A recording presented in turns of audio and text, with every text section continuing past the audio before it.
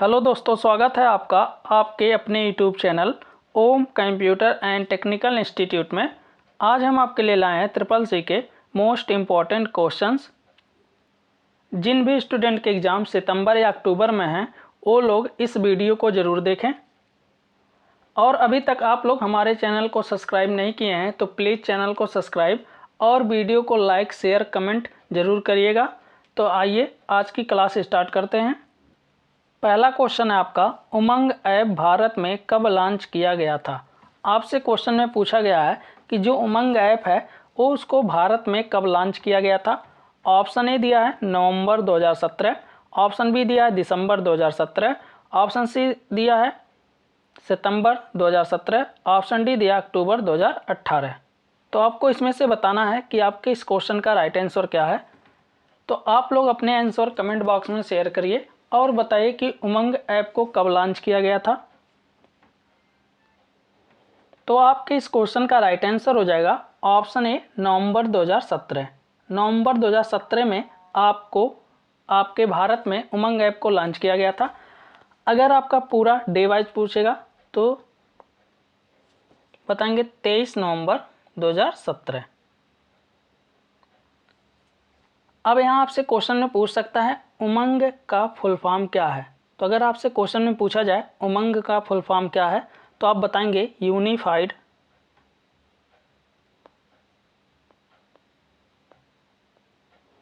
Mobile application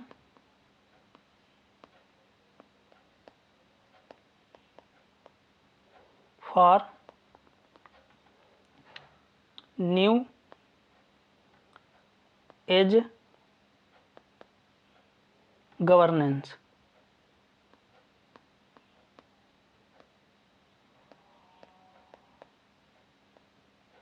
ये इसका full form होता है उमंग ऐप का। अगर आपसे क्वेश्चन में पूछा जाता है उमंग ऐप का पूर्ण रूप क्या है तो आप बताएंगे unified mobile application for new age governance. यहाँ आपसे क्वेश्चन और भी पूछ सकता है उमंग ऐप में कितनी भाषाएं होती हैं, या पूछ सकता है उमंग ऐप में कितनी भाषाओं में प्रयुक्त होता है। तो बताइए, तो आप बताएंगे 23। अगर आपसे क्वेश्चन में पूछा जाए उमंग ऐप कितनी भाषाओं को सपोर्ट करता है तो आप बताएंगे 23। उमंग ऐप कब लॉन्च किया गया था? 23 नवंबर 2017 में। उमंग ऐप का फुल फॉर्म क्या होता है? तो unified mobile application for new age governance. और इसकी कितनी भाषाएं सपोर्ट करता है तो आप बताएंगे 23। अब आते हैं आपके अगले क्वेश्चन पे। निम्न में से कौन सा डिवाइस OSI मॉडल के डेटा लिंक लेयर पर काम करता है। ऑप्शन ए दिया है राउटर, ऑप्शन बी दिया हब, ऑप्शन सी दिया स्विच, ऑप्शन डी दिया रिपीटर। तो आपको बताना है इसमें से इस क्वेश्चन का राइट आंसर क्या होगा। आप लोग अपने आंसर कमेंट बॉक्स में शेयर करिए और बताइए कि इस क्वेश्चन का राइट आंसर क्या है। और आप लोग इस वीडियो के लिंक को ज़्यादा से ज़्यादा शेयर करिएगा जिससे और भी स्टूडेंट हमारे चैनल से जुड़ सकें और अपने एग्ज़ाम की तैयारी को और बेहतर बना सकें।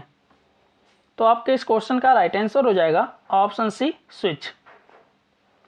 अब यहाँ आपसे क्वेश्चन में पूछ सकता है OSI का फुल फॉर्म क्या होता है। तो आप लोग अपने आंसर कमेंट बॉक्स में शेयर करिए और बताइए OSI का पूर्ण रूप क्या है। तो OSI का फुल रूप होता है ओपन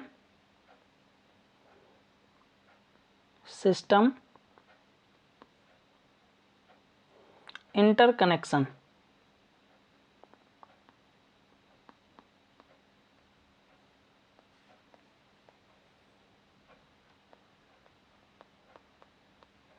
ये OSI का फुल फॉर्म होता है ओपन सिस्टम इंटर कनेक्शन। अब यहाँ आपसे पूछ सकता है OSI मॉडल कितने लेयर के होते हैं। तो आप लोग कमेंट बॉक्स में बताइए OSI मॉडल कितने लेयर के होते हैं। तो ये आपके टोटल 7 लेयर होते हैं। इसको भी आपको याद रखना है, ये भी आपके क्वेश्चन में कई बार पूछा गया है। अब आते हैं आपके अगले क्वेश्चन पे। इंटरनेट पर सुरक्षित संचार के लिए किस प्रोटोकॉल का प्रयोग किया जाता है। आपसे क्वेश्चन में पूछा गया है कि इंटरनेट पर आप सुरक्षित संचार करने के लिए किस प्रोटोकॉल का प्रयोग करते हैं। ऑप्शन ए दिया SMTP, ऑप्शन बी दिया HTTPS, ऑप्शन सी दिया टेलनेट, ऑप्शन डी दिया FTP। तो आपको बताना है इसमें से इस क्वेश्चन का राइट आंसर क्या होगा। तो आप लोग अपने आंसर कमेंट बॉक्स में शेयर करिए और बताइए कि आपके इस क्वेश्चन का राइट आंसर क्या है। तो आपके इस क्वेश्चन का राइट आंसर हो जाएगा ऑप्शन बी, HTTPS। अब यहाँ आपसे क्वेश्चन में HTTPS का फुल फॉर्म पूछ सकता है, तो आप बताइए कमेंट बॉक्स में HTTPS का फुल फॉर्म क्या होता है। आप लोग अपने आंसर कमेंट बॉक्स में ज़रूर शेयर करिए। तो इसका फुल फॉर्म होगा आपका हाइपर टेक्स्ट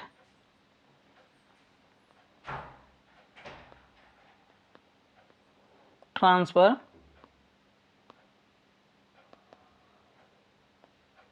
प्रोटोकॉल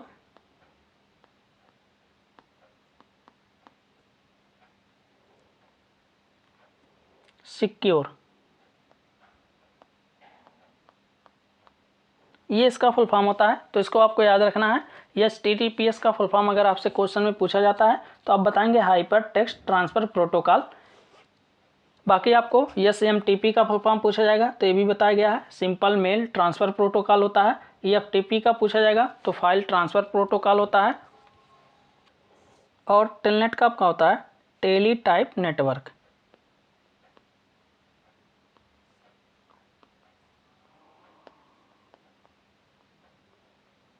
ये इसका फुल फॉर्म होता है।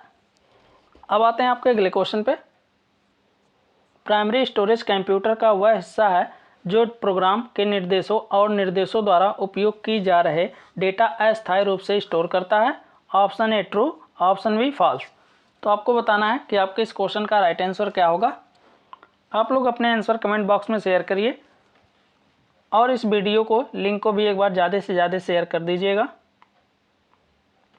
तो आपके इस क्वेश्चन का राइट आंसर हो जाएगा ऑप्शन ए ट्रू।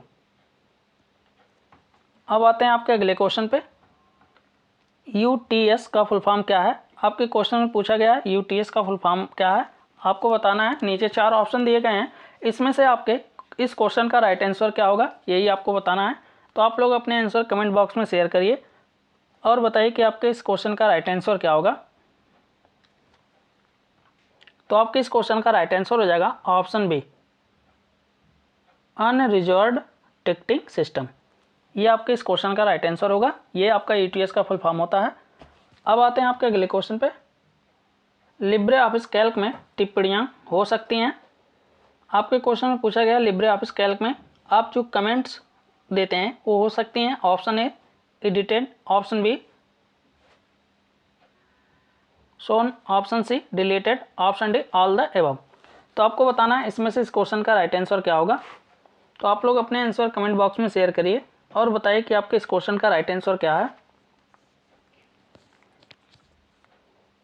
तो आपके इस क्वेश्चन का राइट आंसर हो जाएगा option D all the above. उपरोक्त सभी आपके हो सकते हैं। अब यहाँ आपसे क्वेश्चन में पूछ सकता है कि लिब्रे ऑफिस कैल्क में कमेंट की शॉर्टकट की क्या होती है।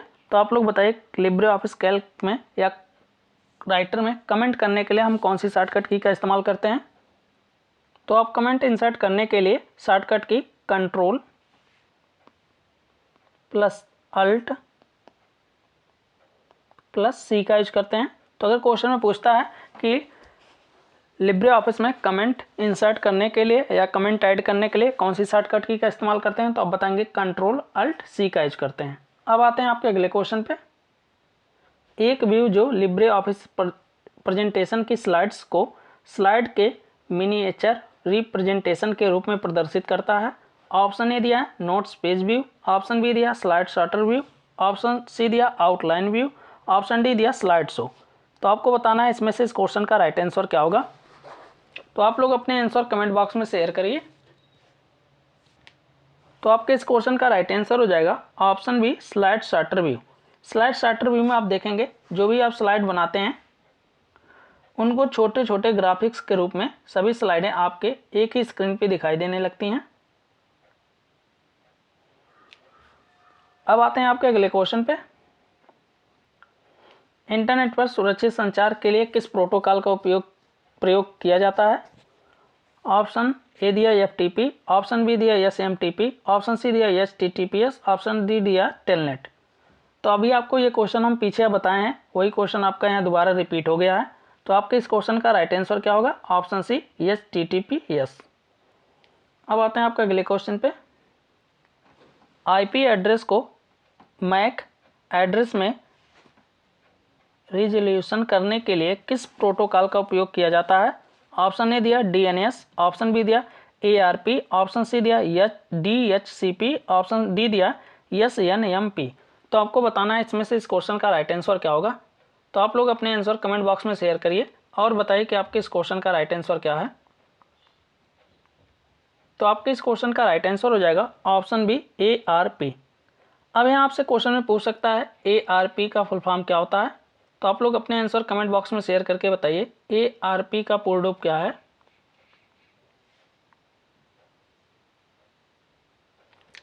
तो इसका फुल फॉर्म होता है आपका एड्रेस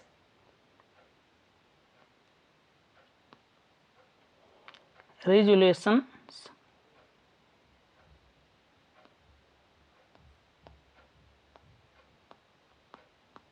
प्रोटोकॉल।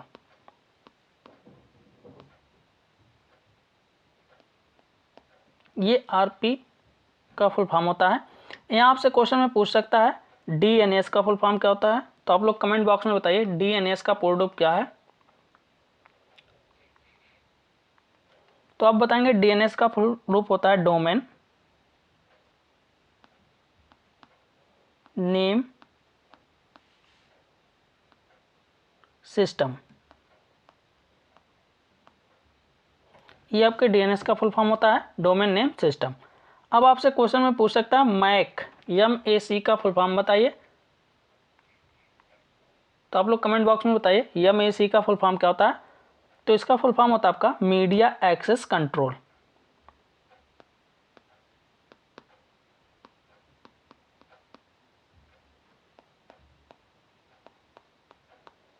कंट्रोल ये इसका फुल फॉर्म होता है। बाकी आपका क्वेश्चन में आईपी का फुल फॉर्म पूछ सकता है। तो आईपी का होता है इंटरनेट प्रोटोकॉल।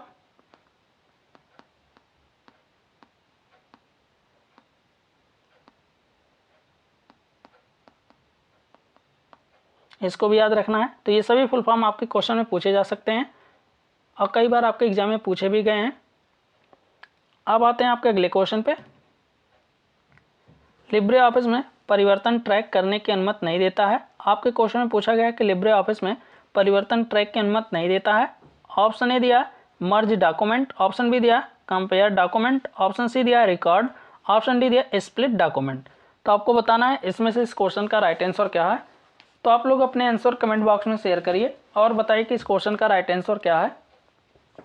तो आपके इस क्वेश्चन का राइट आंसर हो जाएगा ऑप्शन डी स्प्लिट डॉक्यूमेंट। ये आपके इस क्वेश्चन का राइट आंसर होगा। अब आते हैं आपके अगले क्वेश्चन पे। नेटवर्क डिवाइस को आईपी एड्रेस डायनेमिक रूप से असाइन करने के लिए किस प्रोटोकॉल का उपयोग किया जाता है। ऑप्शन ए दिया टीसीपी, ऑप्शन बी दिया डीएचसीपी, ऑप्शन सी दिया यूडीपी, ऑप्शन डी दिया आईपी। तो आपको बताना है इसमें से इस क्वेश्चन का राइट आंसर क्या होगा। तो आप लोग अपने आंसर कमेंट बॉक्स में शेयर जरूर करिए और बताइए कि इस क्वेश्चन का राइट आंसर क्या है। और आप लोग इस वीडियो के लिंक को भी एक बार ज़्यादा से ज़्यादा शेयर कर दीजिएगा जिससे और भी स्टूडेंट हमारे चैनल से जुड़ सकें। तो आपके इस क्वेश्चन का राइट आंसर हो जाएगा ऑप्शन बी डीएचसीपी। अब यहाँ आपसे क्वेश्चन में डीएचसीपी का फुल फॉर्म भी पूछ सकता है। तो आप लोग बताइए डीएचसीपी का पूर्ण रूप क्या होता है। तो इसका फुल फॉर्म होता है आपका डायनेमिक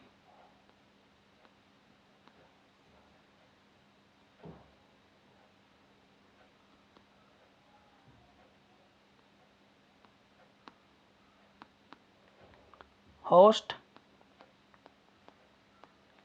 कॉन्फ़िगरेशन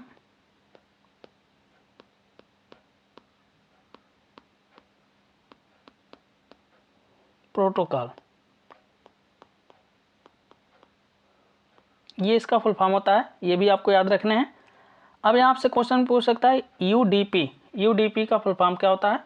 तो आप लोग कमेंट बॉक्स में बताइए यूडीपी का पूर्ण रूप क्या होता है। तो यूडीपी का पूर्ण रूप होता है यूजर डाटाग्राम प्रोटोकॉल।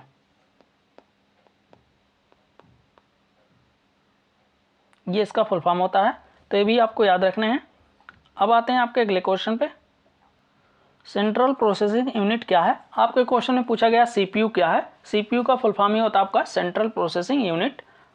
ऑप्शन ने दिया सिस्टम में प्रवेश करने वाले इनपुट डेटा द्वारा नियंत्रित होता है। ऑप्शन बी दिया है सहायक भंडारण इकाई को नियंत्रित करता है। ऑप्शन सी दिया है कंट्रोल पैनल से संचालित होता है। ऑप्शन डी दिया है सभी इनपुट आउटपुट और प्रोसेसिंग को नियंत्रित करता है। तो आपको बताना है इसमें से सीपीयू क्या है। तो आप बताइए इन चारों में से इस क्वेश्चन का राइट आंसर क्या होगा। आप लोग अपने आंसर कमेंट बॉक्स में जरूर शेयर करिए और बताइए कि इस क्वेश्चन का राइट आंसर क्या होगा। तो आपके इस क्वेश्चन का राइट आंसर हो जाएगा ऑप्शन डी, सभी इनपुट आउटपुट और प्रोसेसिंग को नियंत्रित करता है कौन? सीपीयू। तो आपके इस क्वेश्चन का राइट आंसर ऑप्शन डी होगा। अब आते हैं आपके अगले क्वेश्चन पे। यहाँ आपसे क्वेश्चन में पूछ सकता है सीपीयू के कितने मुख्य घटक होते हैं। तो आप लोग कमेंट बॉक्स में बताइए सीपीयू के कितने मुख्य घटक होते हैं।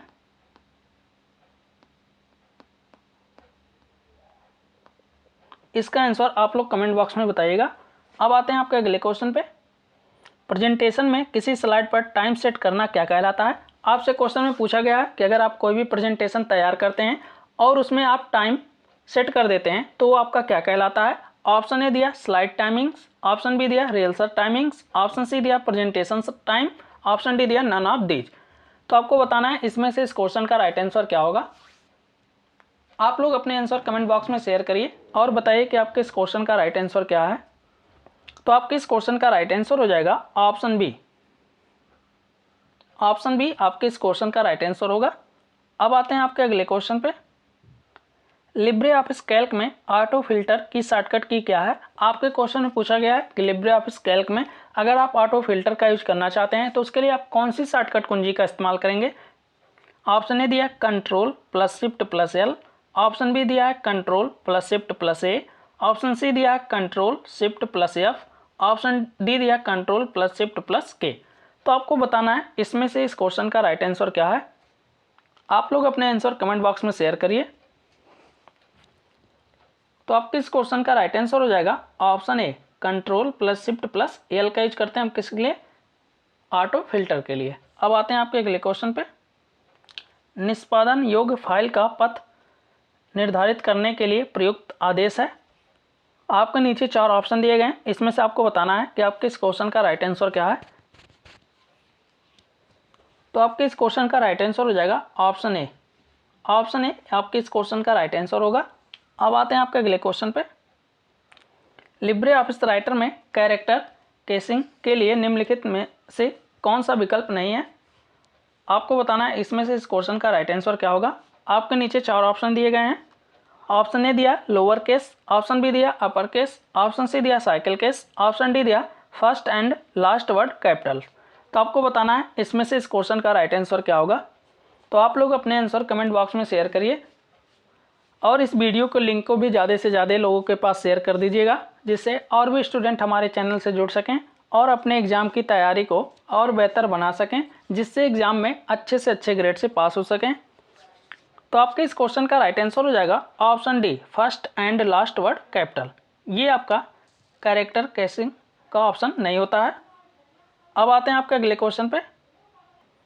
2FA का पूरा नाम है। आपके क्वेश्चन में पूछा गया 2FA का पूरा नाम है। आपके नीचे 4 ऑप्शन दिए गए हैं, इसमें से आपको बताना है कि आपके इस क्वेश्चन का राइट आंसर क्या होगा। तो आपके इस क्वेश्चन का राइट आंसर हो जाएगा ऑप्शन डी। ऑप्शन डी आपके इस क्वेश्चन का राइट आंसर होगा। अब आते हैं आपके अगले क्वेश्चन पे। UHID नंबर का फुल फॉर्म क्या होता है। आपके क्वेश्चन में पूछा गया UHID का फुल फॉर्म आपको बताना है। ऑप्शन ए दिया universal health identification, option B दिया unique health identification, option C दिया है ऑप्शन बी है आपका union health identification, option C दिया है यूनिक हेल्थ आइडेंटिफिकेशन। तो आपको बताना है इसमें से इस क्वेश्चन का राइट आंसर क्या है। तो आप लोग अपने आंसर कमेंट बॉक्स में शेयर करिए और बताइए कि इस क्वेश्चन का राइट आंसर क्या होगा।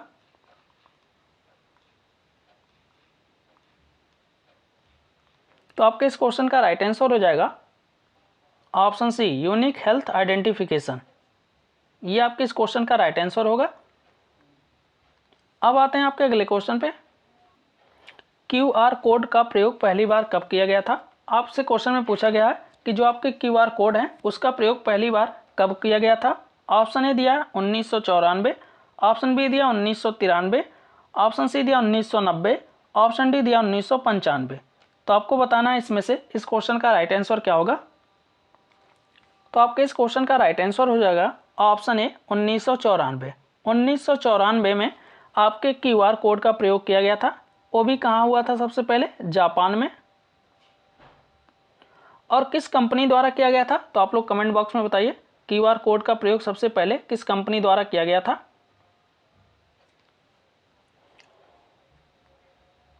तो डेंसो वेब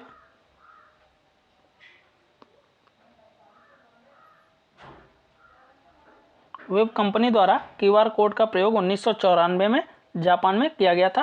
अब आपसे क्वेश्चन में पूछ सकता है QR का फुल फॉर्म क्या होता है। तो आप लोग कमेंट बॉक्स में बताइए QR का फुल फॉर्म क्या है। ये भी आपके एग्जाम में कई बार क्वेश्चन में पूछा गया है। तो इसका फुल फॉर्म होता है क्विक रिस्पांस कोड।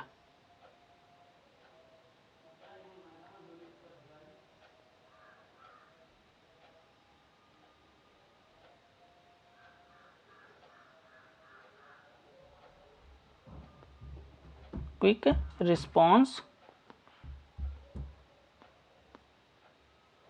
कोड, ये इसका फुल फॉर्म होता है। इसको भी आपको याद रखना है। अब आते हैं आपके अगले क्वेश्चन पे। इंटरनेट द्वारा कई उपयोगकर्ताओं और सिस्टम के बीच फाइल्स और डॉक्यूमेंट्स के शेयरिंग, प्रोसेसिंग और मैनेजमेंट को कहते हैं। आपके ऑप्शन ए दिया सर्चिंग, ऑप्शन बी दिया ऑनलाइन कोलैबोरेशन, ऑप्शन सी दिया चैटिंग, ऑप्शन डी दिया सोशल। तो आपको बताना है इसमें से इस क्वेश्चन का राइट आंसर क्या होगा। तो आप लोग अपने आंसर कमेंट बॉक्स में शेयर करिए और बताइए कि आपके इस क्वेश्चन का राइट आंसर क्या है। तो आपके इस क्वेश्चन का राइट आंसर हो जाएगा ऑप्शन बी। ऑप्शन बी आपके इस क्वेश्चन का राइट आंसर होगा। अब आते हैं आपके अगले क्वेश्चन पे। क्या मोबाइल बैंकिंग से यह संभव है? आपसे क्वेश्चन में पूछा गया है कि मोबाइल बैंकिंग से क्या क्या संभव है। ऑप्शन ए दिया बैलेंस इंक्वायरी, ऑप्शन बी दिया electricity bill payment, option C दिया फंड ट्रांसफर, ऑप्शन डी दिया ऑल ऑफ द एबव। तो आपको बताना है इसमें से ई बैंकिंग द्वारा क्या क्या संभव है। तो आप लोग अपने आंसर कमेंट बॉक्स में जरूर शेयर करें और बताएं कि इस क्वेश्चन का राइट आंसर क्या है। तो आपके इस क्वेश्चन का राइट आंसर हो जाएगा option D all of the above. आप मोबाइल बैंकिंग के द्वारा balance inquiry, electricity bill payment और फंड ट्रांसफर ये तीनों चीज़ें कर सकते हैं। अब आते हैं आपके अगले क्वेश्चन पे। NEGP कब लॉन्च किया गया? ऑप्शन ए दिया 18 मई 2006, ऑप्शन बी दिया 17 मई 2007, ऑप्शन सी दिया 10 मई 2006, ऑप्शन डी दिया 11 मई 2006। तो आपको बताना है इसमें से इस क्वेश्चन का राइट आंसर क्या होगा। तो आप लोग अपने आंसर कमेंट बॉक्स में शेयर करें और बताइए कि आपके इस क्वेश्चन का राइट आंसर क्या है। तो आपके इस क्वेश्चन का राइट आंसर हो जाएगा ऑप्शन ए 18 मई 2006 में आपके NEPG को लॉन्च किया गया था। अब आपसे क्वेश्चन में पूछ सकता है इसका फुल फॉर्म क्या होता है। तो आप लोग कमेंट बॉक्स में बताइए कि NEGP का फुल फॉर्म क्या है। तो इसका फुल फॉर्म होता है आपका national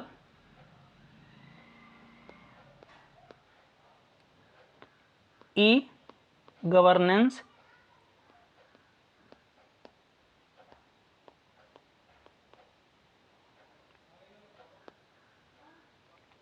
plan,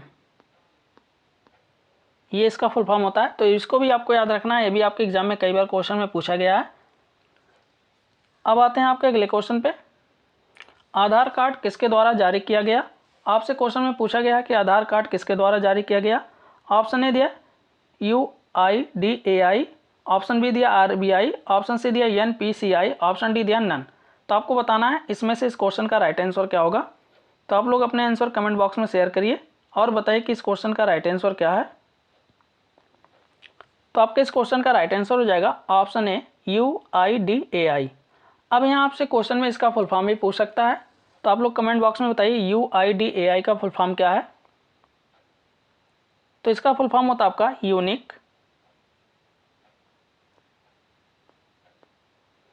identification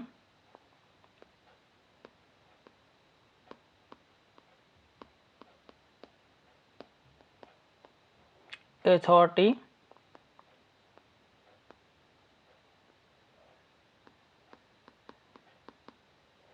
of India.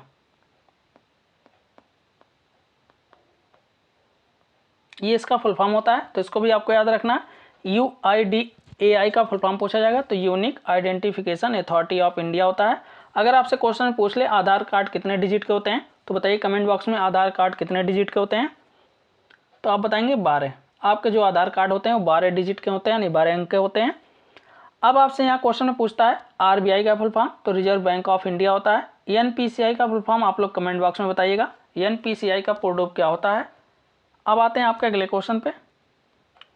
आप इंटरनेट पर संदेश भेजने के लिए ईमेल का उपयोग कर सकते हैं, लेकिन फाइल भेजने के लिए नहीं कर सकते हैं। Option A true, option B false. तो आपको बताना है इसमें से इस क्वेश्चन का राइट आंसर क्या होगा।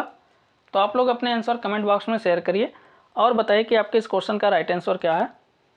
तो आपके इस क्वेश्चन का राइट आंसर हो जाएगा ऑप्शन बी फॉल्स, क्योंकि हम ईमेल के द्वारा संदेश भी भेज सकते हैं और फाइल भी भेज सकते हैं। अब ऑप्शन में दिया है आपका कि हम फाइल नहीं भेज सकते, तो इसलिए आपका इस क्वेश्चन क्या होगा, फॉल्स होगा। अब आते हैं आपके अगले क्वेश्चन पे। IMEI का पूर्ण रूप क्या है। आपसे क्वेश्चन में पूछा गया है IMEI का पूर्ण रूप बताइए। आपके नीचे 4 ऑप्शन दिए गए हैं, इसमें से आपको बताना है कि आपके इस क्वेश्चन का राइट आंसर क्या होगा। तो आप लोग अपने आंसर कमेंट बॉक्स में शेयर करिए और बताइए कि आपके इस क्वेश्चन का राइट आंसर क्या है। तो आपके इस क्वेश्चन का राइट आंसर हो जाएगा option C, international mobile equipment identity. ये आपके इसका फुल फॉर्म होता है IMEI का। ये आपके मोबाइल में एक कोड होता है। अब यहाँ आपसे क्वेश्चन में पूछ सकता है IMEI कोड जानने के लिए हम क्या डायल करते हैं। तो आप लोग कमेंट बॉक्स में बताइए, अगर आपको अपने फ़ोन का IMEI नंबर पता करना है तो आप क्या डायल करेंगे। तो आप डायल करेंगे *#06#।